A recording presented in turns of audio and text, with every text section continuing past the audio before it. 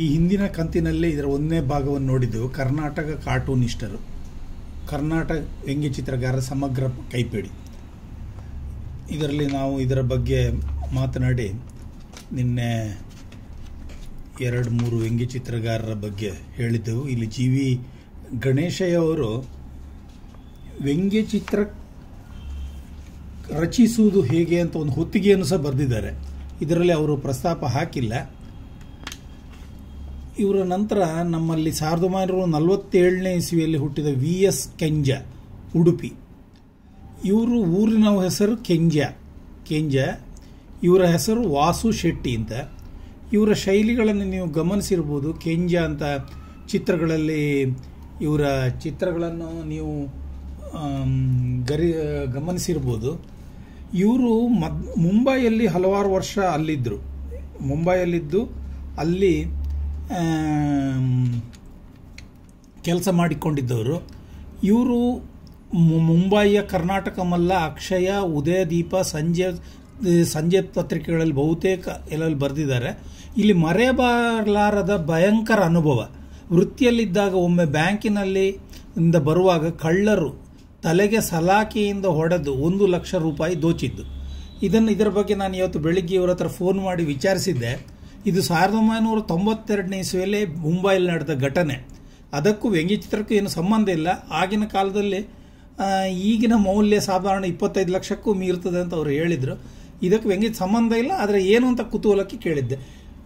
ಮತ್ತೆ ಇವರ ಹೆಸರು ಕೇಂಜ ಅಂತ ಇದೆ. ಕೇಂಜ ಎಂಬುದು ಒಂದು ಊರಿನ ಹೆಸರು. ಅದು ಆದರೆ ಕೇಂಜ ಎಂಬ ಹೆಸರಿಂದಲೇ ಅವರು ಹೆಚ್ಚು ಪ್ರಚಾರ ಆಗಿದ್ದಾರೆ. ಇವರು ವಾಸು ಶೆಟ್ಟಿ. ನೆಕ್ಸ್ಟಿನ ಇವರು VG ನರೇಂದ್ರ, ಈ ಬೆಂಗಳೂರು. ಇವರ ಈ ಕೇಂಜಕ್ಕೂ ಈ ನರೇಂದ್ರರಿಗೂ ಒಂದು ಸಂಬಂಧ ಏನು ಅಂದರೆ, ಕೇಂಜ ಎಂಬುದು ಊರಿನ ಹೆಸರು, ನರೇಂದ್ರ ಎಂಬುದು ಸಹ ಊರಿನ ಹೆಸರೇ. VG ನರೇಂದ್ರ ಅಂದರೆ ವೆಂಕಟೇಶ ಗುಂಡೂರಾವ್ ನರೇಂದ್ರ. ನರೇಂದ್ರ ಎಂಬುದೊಂದು ಊರಿನ ಹೆಸರು, ಆದರೆ ಈ ಊರಿನ ಹೆಸರಿಂದಲೇ ಹೆಚ್ಚು ಪ್ರಸಿದ್ಧಿ ಪಡೆದವರು ಈ 2 ವ್ಯಂಗ್ಯ ಚಿತ್ರಗಾರರು ಒಟ್ಟಿಗೆ ಪ್ರಕಟ ಆಗಿದೆ. ಮತ್ತು ಈ VG ನರೇಂದ್ರ ಅವರು ನಮ್ಮ ಒಂದು ದೊಡ್ಡ ಆಸ್ತಿ ಮತ್ತು ನಮ್ಮ ಒಂದು ಬೆಂಗಳೂರಿಗೆ ಒಂದು ಕಾರ್ಟೂನ್ ಕೇಂದ್ರ ಅಂತ ಮಾಡಿದ್ದಕ್ಕೆ ಪ್ರಮುಖವಾದ ಒಂದು ಕಾರಣ. ಹೌದಾ, ಇವರ ಲೀಡರ್ಶಿಪ್ಪಿನಲ್ಲಿ ಹಲವಾರು ವ್ಯಂಗ್ಯ ಚಿತ್ರಗಾರರು ಇದರಲ್ಲಿ ಬಂದಿರ್ಬೋದು. ಅವರ ಕಲೆಯನ್ನು ಮಾತ್ರ ಪ್ರದರ್ಶಿಸಿರ್ಬೋದು, ಆದರೆ ಒಂದು ನಾಯಕತ್ವ ಮಾಡಿ ವ್ಯಂಗ್ಯ ಚಿತ್ರಕ್ಕೆ ಒಂದು ತನ್ನದೇ ಆದ ಒಂದು ಸ್ಥಾನವನ್ನು ಕರ್ನಾಟಕಕ್ಕೆ ಗಳಿಸಿಕೊಟ್ಟವರಲ್ಲಿ VG ನರೇಂದ್ರ ಪ್ರಮುಖರು. ಅವರು ಕರ್ನಾಟಕದಲ್ಲಿ ಕಾರ್ಟೂನ್ ಗ್ಯಾಲರಿಯನ್ನು ಸ್ಥಾಪಿಸಿ ಹಲವಾರು ಜನರನ್ನು ನೇಮಿಸಿ ಎಲ್ಲ ದೇಶದ ಮೂಲೆಯು ಹಾಗೂ ಪ್ರಪಂಚದ ಮೂಲೆಯ ಜನರು ಬೆಂಗಳೂರನ್ನು ನೋಡುವಂತೆ ಮಾಡಿದವರು VG ನರೇಂದ್ರ ಅವರು. ಇದಕ್ಕೆ ಇವರ ಈ ಸಾಧನೆಯನ್ನು ಹೇಳಬೇಕು ಅಂತಿದ್ರೆ ಅದಕ್ಕೆ ಇವರಿಗೂ ಭಾಳ ದೊಡ್ಡ ಪಟ್ಟಿಯೇ ಇದೆ. ಇವರು ಧಾರವಾಡದವರು.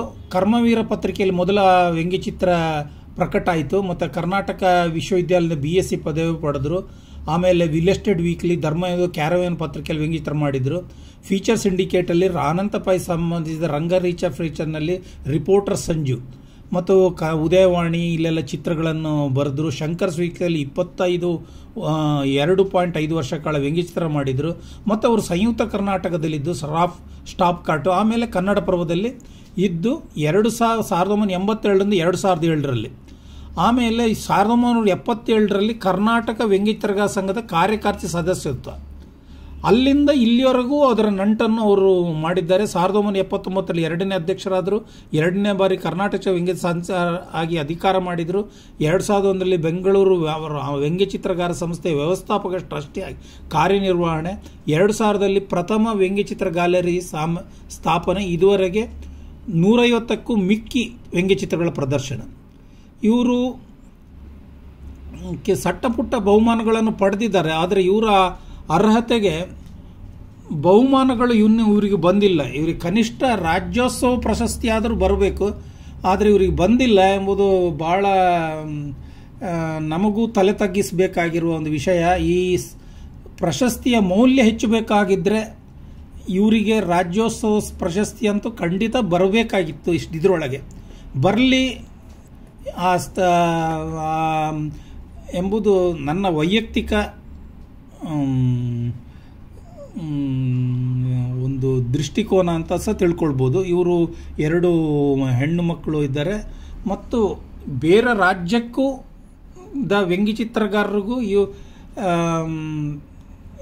ಎಲ್ಲ ವ್ಯಂಗ್ಯಚಿತ್ರಗಾರರಿಗಿಂತ ನಮ್ಮ ದೇಶದಲ್ಲಿ ವಿಭಿನ್ನರಾಗಿ ನಿಲ್ತಾರೆ. ಯಾಕೆಂದರೆ ಇವರ ನಾಯಕತ್ವದಲ್ಲೇ ಈ ಎಲ್ಲ ಚಟುವಟಿಕೆಗಳು ನಡೀತಾ ಇರೋದು. ಇನ್ನೊಬ್ಬರು HR ಮಂಜುನಾಥ್, ಇವರು ಇವರು ಭದ್ರಾವತಿಯವರು. ಇವರು ನಾಡಿಗರು ಇದ್ದದ್ದು ಸಹ ಭದ್ರಾವತಿಯಲ್ಲೇ. ಅವರ ಸಮೀಪವಾಗಿ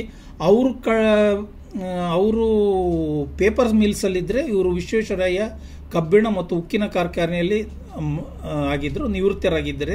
ಅದರಲ್ಲಿ ಇವರು ಬರೆದಿದ್ದಾರೆ. ಇವರ ಸ್ಫೂರ್ತಿ SK ನಾಡಿಗ್. ಇವರು ನೀರಿನಲ್ಲಿ ಗಣಪತಿ ಎಂಬುದೇ ಒಂದು ವ್ಯಂಗ್ಯಚಿತ್ರ. ಯಾಕಂದ್ರೆ ನೀರಿನಲ್ಲಿ ಗಣಪತಿ ಇದ್ದರೆ ಏನಾಗುತ್ತೆ ಎಂಬುದು ಒಂದು ತಮಾಷೆಯ ವಸ್ತು. ಆದರೆ ಇವರು ಕಲಾ ಶಿಕ್ಷಕರಾಗಿ ಉತ್ತಮ ಕಲಾ ಶಿಕ್ಷಕ ಪ್ರಶಸ್ತಿ ಪಡೆದಿದ್ದಾರೆ. ಇವರು ಶಿರಸಿಯಲ್ಲಿ ಇದ್ದಾರೆ. VRC ಶೇಖರ್ ಅವರು ಇವರು ಪ್ರಸ್ತುತ ವ್ಯಂಗ್ಯಚಿತ್ರಕಾರರ ಸಂಘದ ಅಧ್ಯಕ್ಷರು. ಇವರು MTV ಆಚಾರ್ಯರ ಕಲಾ ಶಿಕ್ಷಣದಲ್ಲಿ ಪಡೆದವರು. ಇವರು ಹಲವಾರು ಪ್ರಜಾಮತ ಆಮೇಲೆ ರಚನಾ ಇದರಲ್ಲೆಲ್ಲ ಕೆಲಸ ಮಾಡಿದ್ದಾರೆ. ಇವರಿಗೆ ಕರ್ನಾಟಕ ವ್ಯಂಗ್ಯಚಿತ್ರಗಾರ ರಚಿಸಿದ ಬಹುಮಾನ ಬಂದಿದೆ. ಆಮೇಲೆ ಇವರ ನಾಯಕ